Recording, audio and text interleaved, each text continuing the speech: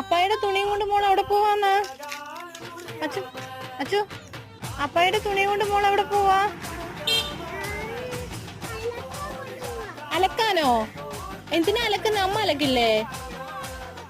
മോള് ജോലി ചെയ്യാൻ പോവാണോ? അവിടെ നിക്ക്.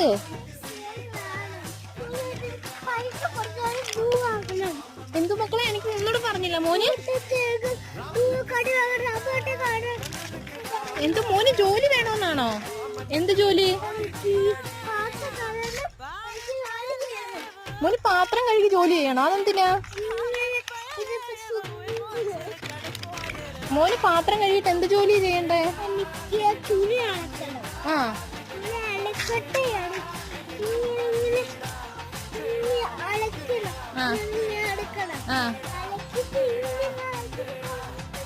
അത് ജോലിയാണോ? ജോലി ചെയ്യാൻ പോവാണോ?